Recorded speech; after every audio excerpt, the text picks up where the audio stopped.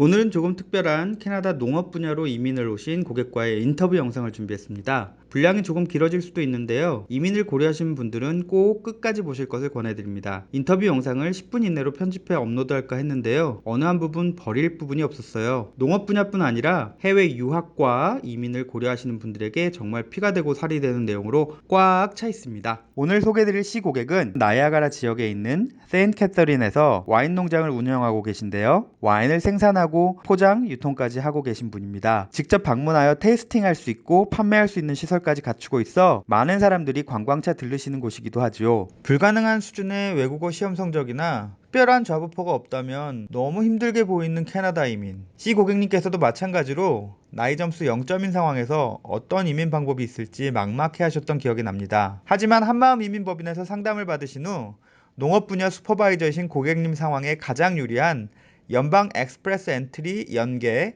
주정부 이민을 선택할 수 있었습니다. 주정부에 서류를 접수한 후 약 2-3주 만에 승인됐습니다. 연방 엑스프레스 엔트리 영주권 확인서 발급 역시 2개월 10일 만에 승인됐죠. 각 단계 여유있게 준비했는데 6개월도 걸리지 않은 수속 기간에 벌써 다 끝난 게 맞는지 오히려 물어보시던 고객님과 함께 기뻐하던 기억이 아직도 생생하네요. 그럼 소개되는 C 고객님의 사례 인터뷰 내용을 통해 농업 분야 이민 진출을 생각하시는 많은 분들이 실질적인 정보를 얻으셨으면 합니다. 함께 보시죠. 안녕하세요, 고객님. 안녕하십니까. 네, 경치 좋은 와이너리에서 촬영하게 돼서 너무 감사하고요. 여쭤보고 싶은 게 조금 많아요. 간단한 이력, 어떤 생활을 하셨는지 간단히 말씀해 주실 수 있어요?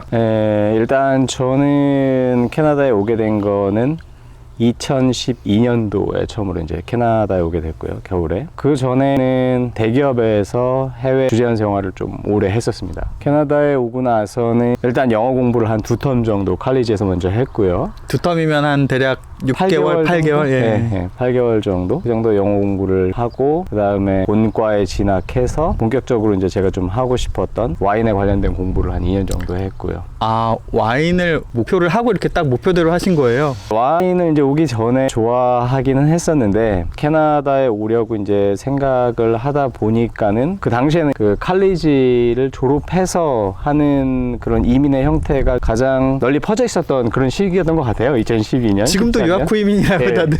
네. 네. 그래서 일단 전공을 선택해야 됐었고, 기왕에 하는 거 평소에 좋아했던 거를 해보자라는 마음에서 관련 학과를 찾게 되다 보니까는 이쪽 지역으로 또 이제 오게 된 것 같아요. 캐나다 전체적으로 보면은 이제 브리티시 콜롬비아 온타리오 주가 가장 이제 와인을 많이 생산하고 있고, 그 중에서도 온타리오의 나야가라가 전체 캐나다의 한 60% 정도 와인을 생산하고 있습니다. 완전히 딱 중심지로. 그럼 예, 여기서는 오셨네요. 캐나다에 여기가 이제 가장 많이 있죠. 와이너리들이 한 80개 정도 위치를 하고 있습니다. 혹시 나야가라 세인트 캐서린 지역 얘기가 나온 김에 이쪽엔 어떤 산업이나 인구가 간단하게 말씀해 주세요. 네, 이쪽 나야가라 지역은 일단 한 8개 정도 소도시가 있고요. 제일 큰 데가 세인트 캐서린, 두 번째가 나야가라 폴스, 그 다음에 뭐 세 번째가 웰랜드, 이렇게가 이제 큰 도시들이 맞다. 있고, 미국 버팔로 쪽, 뉴욕주랑 이제 국경이 접해 있고, 그렇죠. 토론토에서 접근성이 뭐 1시간 반 정도 되는 장점이 있고, 예. 산업적으로 보면은 와이너리를 비롯한 피치 농장도 굉장히 크고요. 그다음에 사과, 복숭아, 뭐 이렇게, 사과. 네, 굉장히 많이 농업이 발전한 지역이죠. 그래서 제가 이제 공부를 했던 나이아가라 칼리지 같은 경우에는 아무래도 커리큘럼이 농업 쪽 관련된 학과도 좀 꽤 많이 있는 것 같고요. 아니면 랜드스케이프나 허리컬처 같은 원예나 원예관 쪽에 관련된 것도 조경이나. 네. 예.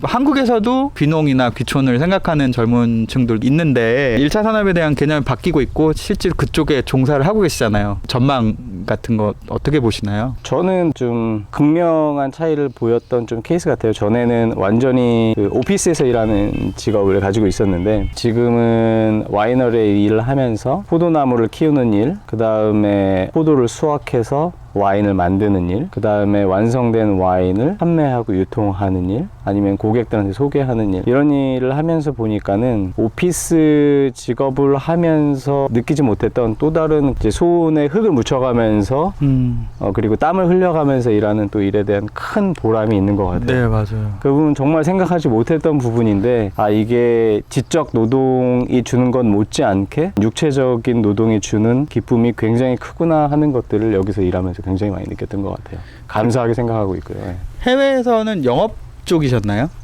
해외에서는 저는 사실은 기업 분석, 투자 쪽 이런 쪽으로 좀 많이 했었고요. 완전히 상반된 일이죠. 지금 1차 사업하고 있는 것은. 그때 했던 경험들이 어느 정도 접목돼서 여기 같이 최대한 녹아나려 하고 있기는 한데, 기본은 포도나무 키우는 거에서부터 시작을 하니까는 뭐 그냥 농담 삼아서 이건 하느님하고 동업하는 장사다 이렇게도 얘기를 하고, 네.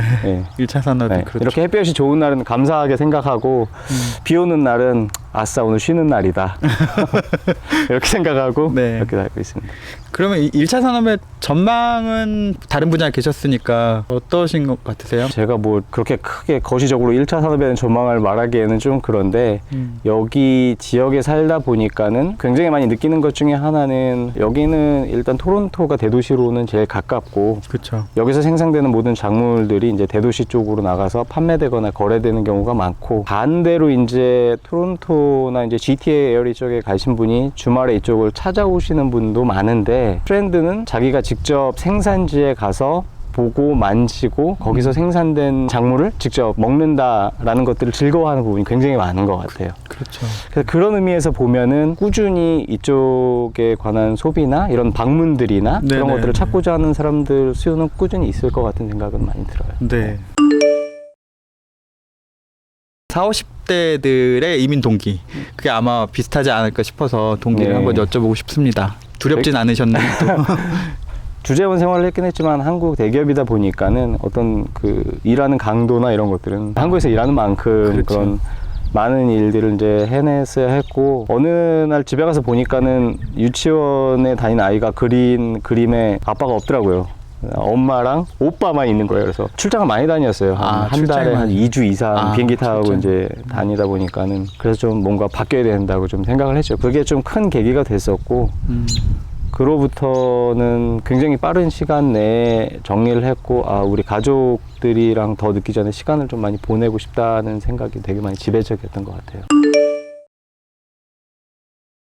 그 40, 50대들이 이렇게 두려워하고 비슷한 상황일 거예요. 다 처음 오는 땅에 대한 거는 다 마찬가지인 것 같아요. 어느 나라를 가든지 자기가 살던 곳을 떠나면은 그런 두려움이 다 있긴 할 텐데, 그래도 저도 마찬가지로 처음에 걱정이 굉장히 많았고, 그래서 가능한 많은 정보를 좀 얻으려고 나름대로 스터디나 리서치도 많이 했었고, 호주나 뭐 미국 쪽이나 캐나다 쪽 이런 데를 한번 좀 생각을 했었고요. 이민 3개국은 3대국을 다 생각하시는. 네, 그래도 이제 가족들이랑 이야기를 조금씩 나누면서 캐나다가 그래도 조금 더 안전하고 조금 더 인종 차별적인 면이 좀 덜 하지 않을까라는 생각에서 이쪽으로 많이 고민을 하게 됐고요. 오고 나서 지금 한 8년 정도 지났는데 상당히 만족스럽게 산다고 생각을 하고 있습니다. 네.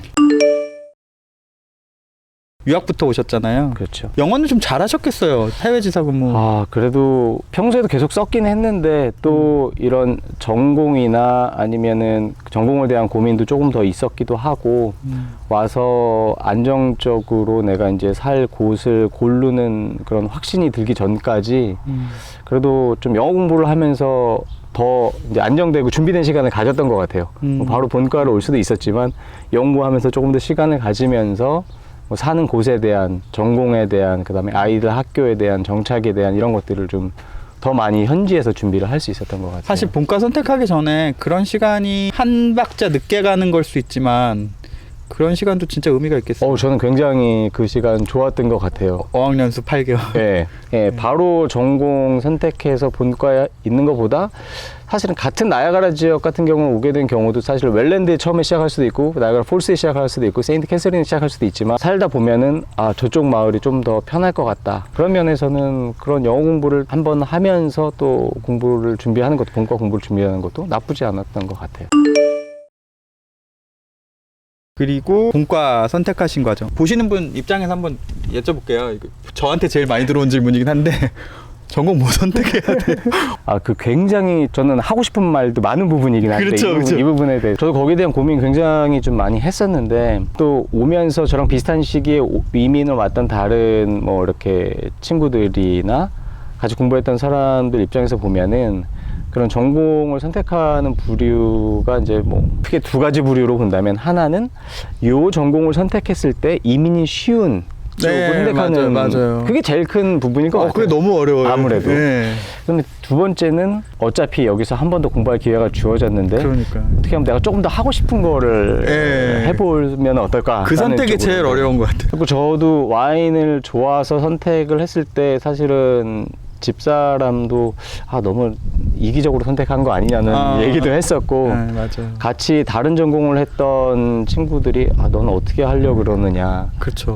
그 이민을 준비하는 그 기간 동안에 공부를 하는 기간 동안에는 저는 오히려 좀 덤덤했는데 주변에서 저를 바라보는 시간은 참 이렇게 걱정 어린 시각으로 바라보는 게 많았던 것 같아요. 사실 준비하신 2012년은 아직 요즘에 나오는 Agricultural and Food 1차 산업 분야 이민이라든지 이런 트렌드가 지금만치 없었어요. 그런 만큼 없었죠. 근데 딱 졸업하실 때 그게 딱 생기기 시작한 게 너무 타이밍도 좋았는데 운도 좋았었고 또 이런 것도 좀 있었던 것 같아요. 어떻게 보면은 와인 전공에서 배우는 게 이제 간단하게 크게 세 개로 말씀드리면 포도나무를 키우는 거 완전히 에그리컬처죠. 1차 산업.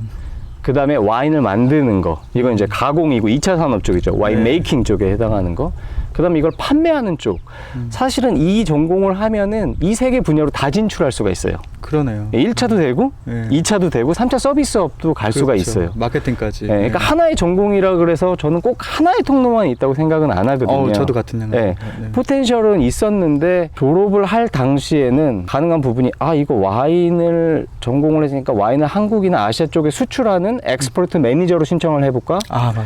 아니면은 포도나무를 키는 비냐드 포어맨으로 해볼까? 뭐 이런 고민이 있었는데 그때 어떤 한 이민 회사의 문을 두들겼는데 만나고 나서 한 달도 안 돼서 OIMP라는 그런 에그리컬처 쪽에 딱 그게 생겼는데 소름.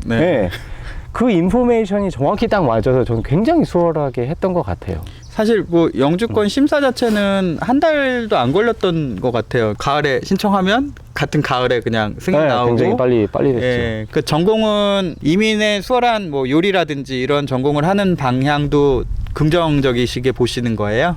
저는 본인이 좋아하는 걸 선택하는 것도 좋은 것 같고 자기 상황에 맞게 빨리 이민을 쉽게 할 수 있는 걸 생각하는 것도 저는 다 장점이 있고 다 좋다고 생각을 그렇지만 하고, 이제 본인이 좋아하는 걸 전공에 대해서 잘 파악하고 좀 장기적으로 하는 걸 더 선호하시는. 왜냐면은 예를 들어 어떤 과가 이민이 잘 될 것 같다고 해서 선택했다가 그걸로 뭐 이민은까지는 잘 해결이 됐는데 그거 해결하고 나면 다시 또 직업을 바꾸는 경우도 또 종종 보게 되거든요. 그러면은 좀 연속성이 좀 아무래도 없어지죠. 여기까지 와서 한국에서도 사실 저희가 대학 갈 때는 전공을 선택할 때 우리가 그렇게 깊게 고민해서 이게 내가 진짜 좋아하는 건가? 라는 걸 모르고 전공을 선택을 했는데 다른 나라에서 살 수 있는 제2의 인생의 기회가 주어졌는데 또다시 내가 좋아하는 것에 대한 고민 없이 뭔가에 맞춰서 간다는 게 좀 저는 좀 섭섭할 것 같아요. 저한테 좀 미안한 마음이 들 것 같아요. 그래서 최대한 자기가 좀 좋아하는 것 쪽을 선택하는 것도 길게 보면은 두 가지가 다 되는 게 베스트긴 하겠네요. 그렇죠. 그렇죠. 영주권 받는 동안에 좀 고민도 많고 걱정도 많고 기간이 조금 오래 걸리더라도 저는 여기서 장기적으로 해외에서 살 생각이라면 저는 그런 것을 좀 진지하게 고민해 볼 걸 한번 추천하고 싶어요. 일단 전에는 29층 아파트 꼭대기에 살았었는데 여기서는 이제 1층 집에 사니까는 아이들 잔디밭에 뛰어노는 거 너무 좋고 아이들도 좋아하고 물론 여러 가지 형편 때문에 이렇게 가족끼리 떨어져서 이민을 준비하시는 분들도 많이 계시지만은 좀 가족끼리 같이 있으면은 좀 더 힘이 되고 어렵지만 좀 극복하는 데 서로 의지도 되고 저도 그게 좋은 점이 되게 크다고 생각을 해요. 일단 뭐 밖에 나가서 비즈니스로 식사를 해야 되거나 회식을 해야 되거나 이런 경우가 전혀 없으니까 그런 스트레스가 없고 자기 시간이 확보가 될 수 있고 굉장히 여유롭고 많이 플렉서블하고 비즈니스도 굉장히 합리적인 것 같아요. 네. 비즈니스나 하시는 일들은 시간이 좀 오래 걸리기는 하지만은 그래도 아직 뭐 이게 단기간에 하려고 시작한 부분은 아니라서 저는 지금 한 4, 5년째 해오고 있는데 그래도 앞으로 계속 하고 싶고 할 수 있는 정도의 수준은 된 것 같아요. 예. 네. 교육적인 측면에서 자녀분들 여기서 그 차이가 어떤지 좀 궁금합니다. 장단점은 있는 것 같아요. 굉장히 체계적인 교육, 그 다음에 경쟁력 있는 어떤 스킬 같은 거를 키워주는 부분은 한국을 비롯한 어떤 아시아계 쪽의 학교들이 어떻게 보면 좀 걱정될 정도로 많이 잘 하고 있는 부분도 있고, 반면에 이쪽에서 제가 느끼는 거는 아이들 보면은 굉장히 창의적인 부분에 많이 포커싱을 하고 있고, 그 다음에 시간적인 여유도 굉장히 많이 주어지고, 대학교는 일단 시험이 없죠. 평소에 했던 퀴즈나 시험 봤던 것들, 과제 제출했던 것들, 어떤 지역사회에 봉사했던 발런티어 타임 같은 것들, 이런 것들을 바탕으로 대학교에 진학할 수 있는 기회가 주어지는 것 같고, 대학교서부터 시작되는 자기의 이제 미래 생활에 대해서 조금 더 책임질 수 있는 부분들을 많이 가르쳐 주는 것 같아요. 물론 졸업하기가 물론 굉장히 어렵긴 하지만 맞아요. 네가 공부하려면 그래 와서 도전해봐. 저는 이런 느낌을 많이 받았어요. 경쟁을 통해서 경쟁력이 길러지는 부분보다는 창의적인 부분, 혼자 시간이 오래 걸려도 깊게 생각하고 창의적인 부분을 통해서 생겨지는 경쟁력이 더 오래 갈 수 있다고 생각하는 쪽 중에 하나. 새로 이민을 생각하시는 한국에 있는 분들이 이민을 어렵게 보시는 분들, 예, 너무 쉽게 보고 접근해서 그냥 비행기부터 타시려는 분들 조언을 한마디, 구체적인 말씀을 좀 들을 수 있을까요? 마지막으로. 그냥 저는 제 경험으로밖에 말씀드릴 수 있는 부분이 없을 것 같은데, 고민은 많이 했고 결정은 굉장히 빨리 했던 것 같아요. 그리고 준비하는 과정에서 좀 시간이 오래 걸릴 수도 있다. 그렇지만 그래도 내가 다른 나라에서 이민을 하면서 살아보고자 하는 거는 나한테 주어진 두 번째 삶의 기회인데, 장기적으로 내가 충분하게 즐기고 즐겁게 살기 위해서는 긴 호흡으로 천천히 준비를 하자. 그리고 내가 좋아하는 것을 하고 가족들이랑 같이 하자. 이런 생각을 많이 했던 것 같아요. 좀 빠르고 쉬운 방법도 있겠지만 천천히 다져가면서 하나씩 하는 거 저도 아주 중요한 말씀 들은 것 같습니다. 40대 후반에 이쪽 오신 건가요? 저는 40에 딱. 40 초반에. 네, 40 초반에 딱. 저도 왔을 때는 이제 나이 점수는 빵점 받은 것 같은데. 그때, 네. 그러니까 나이가 0점이어도 충분히 이쪽에서 잘 적응할 수 있으니까, 가족과 또 더 큰 행복이 있으니까. 저 경험으로 봐서는 그렇게 다쳤다가 열리는 여러 가지 새로운 조그만 프로그램들이 굉장히 많이 있는데, 요즘 변화가 많아요, 이민이요. 네. 물론 이민을 위한 서류나 이런 것들은 개인이 준비할 수 있는 부분이 저는 충분하게 있다고 생각을 해요. 근데 문제는 제가 24시간 그 정보들을 캐치할 수가 없어요. 정부에서 바뀌어지는 정책들을. 그런 부분들은 제가 스스로 준비하는 부분하고 같이 협력을 하면은 좀 좋은 부분이 분명히 있을 것 같아요. 저는. 네, 저도 믿을 만한 곳을 통해서 그렇죠. 정보를 듣는 것도 도움이 많이 될 수 있다고 생각하고, 마지막으로 나야가라 인근의 생활 정보 간단한 것, 생활비가 4인 가족이 어느 정도? 4,000불에서 6,000불 사이쯤? 집값은 아까 말씀해 주신 대로 좀 차고 투게러지로 좀 여유 있는 저택은 한 80만 불? 네, 7, 80만 불 정도. 예, 그리고 이제 그냥 간단하게 4인 가족 충분히 살 수 있는 스페이스에 5, 60만 일반적인 불 하우스는 5, 60만 불, 그러니까 네. 한 4억에서 6억 생각하면 충분히, 정도면 네, 멋진 집을. 상대적으로 토론토보다는 굉장히 한국에 비해서도, 네, 예, 물론 약간 여기가 자연 환경이지만 저는 여기 집들 보면 너무 좋더라고요. 네. 감사합니다. 감사합니다. 아유, 도움이 됐으면 좋겠습니다. 시고객님과 인터뷰를 마치고 와이너리 내부를 둘러봤습니다. 조만간 주말에 가족과 함께 다시 들리고 싶었어요. 와이너리를 나선 후 나야가라 컬리지로 향했습니다. 나야가라 컬리지에 와 있는데, 나야가라 컬리지는 캐나다 온타리오에서 또 꽤 많은 분들이 선택하시는 학교 중에 하나예요. 나야가라 컬리지, 런던이라는 도시의 펜셔 컬리지, 키치너 워터루 지역의 코네스토가 컬리지, 베리 지역의 졸지언 컬리지. 오늘은 나야가라 컬리지 나와 있고요. 3개의 캠퍼스 중에서 웰랜드 캠퍼스에 나와 있습니다. 그래서 여러분들 이 학교에 있는 다양한 전공들이 있는데 학교 규모도 꽤 되고요. 궁금하신 부분들 저희 한마음 유학센터에 연락 주시면 자세하게 안내 드릴 거고요. 오늘 여기 나야가라 가서 촬영한 영상이 여러분들에게 좀 도움이 됐으면 하는 생각으로 다양하게 유학과 또 생활과 이런 부분 전해드리겠습니다. 또 좋은 소식으로 찾아뵙겠습니다.